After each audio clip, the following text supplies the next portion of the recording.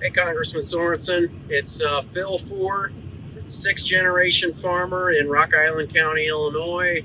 Family's been farming here since 1843. Just out on the combine doing my thing, cutting soybeans today. And I'm sure you're well versed with the whole trade war, but it is starting to hurt really bad, and it's going to get a lot worse if we don't find some export business for our soybeans. There are some things that we could do really fast that would help us out. Nationwide E15 year-round would be one of them. Growing our sustainable aviation fuel business and continuing to grow our biodiesel business. Those are three big things that would help Midwest farmers right now. And I'd like to ask if you could just propose that in Congress and try to carry some of that through for us. I appreciate it. Thank you for your question, Phil. But more importantly, before I answer your question, I wanted to thank you for your hard work during the harvest season. You know, it is family farms like yours that help not only feed our neighbors here in America, but we feed the rest of the world. You know, and I want you to know that I am committed to ensuring that farms like yours and family farms can be passed down from generation to generation.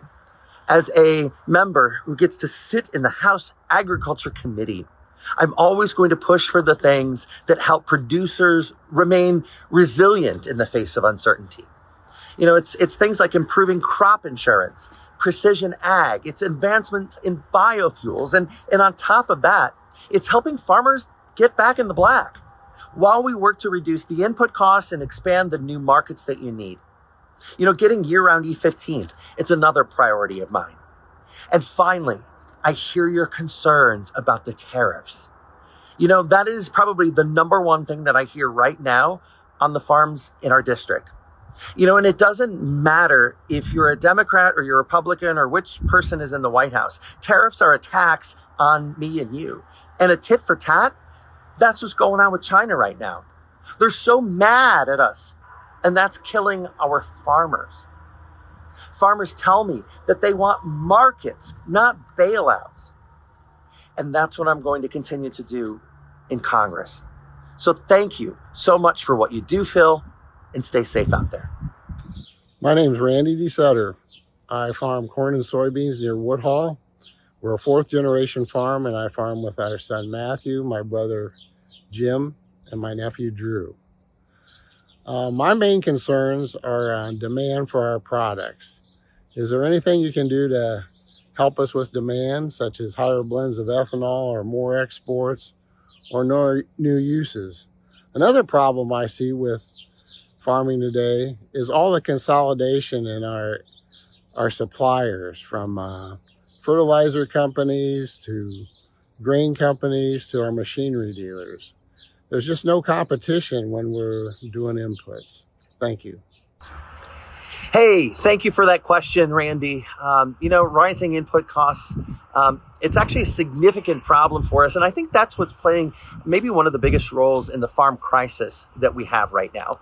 And when we think about it, we grow our ag economy. It ensures that you can pass your family farm down to the next generation. But we have to address the rising costs of production. You know, and I believe innovation is a key that we can use to create market competition and then lower prices for everyone.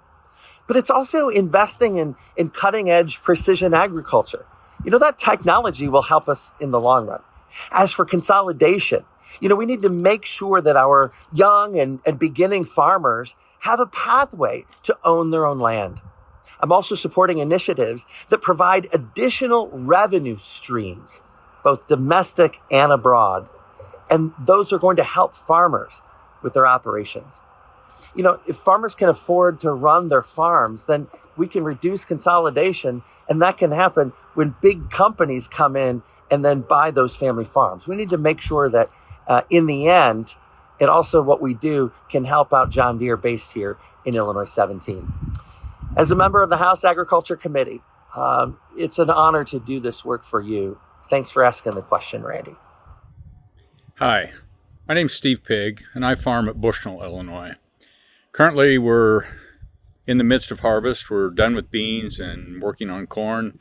We've got some really good crops this year. The problem is price, and we need more demand. So I'm just wondering what Congress could do to help us promote more demand with our products for corn and soybeans, and also wondering what can be done so Congress can work better together and come up with more bipartisan options for what can be done for the agriculture sector. And I thank you very much.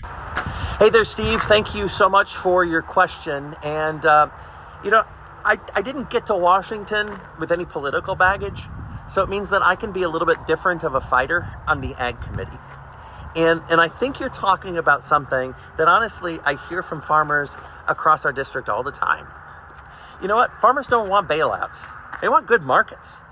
And right now, the administration's trade war, it's damaging our ag markets, and it impacts all of us. And I hope and I pray that we get a trade deal with China that will do good for our U.S. farmers and our workers, and that we can also open up some new markets. And I think we can do a couple of different things here. One, we need to pass legislation that prevents any president from hiking tariffs and taxing the American people. Because that needs to be debated, honestly, on the floor of the Congress, not used as a weapon by any president. And that goes for whomever is going to be the next president, too. Number two, we need to develop these new markets overseas. We can also implement E15 year-round. And actually, I'm leading the charge in Congress to get this over the finish line. And then finally, I'd say we should invest in programs that incentivize some local ability from farms to families. While we open up new markets and we develop new ways to use our corn and soybeans, if we don't do that, we're going to be in a world of hurt. And I'm never going to let up when it comes to finding solutions that you need. And I'll tell you, I will work with Republicans and Democrats and independents and anybody to find solutions that are going to benefit you on the farm. Thanks for the question.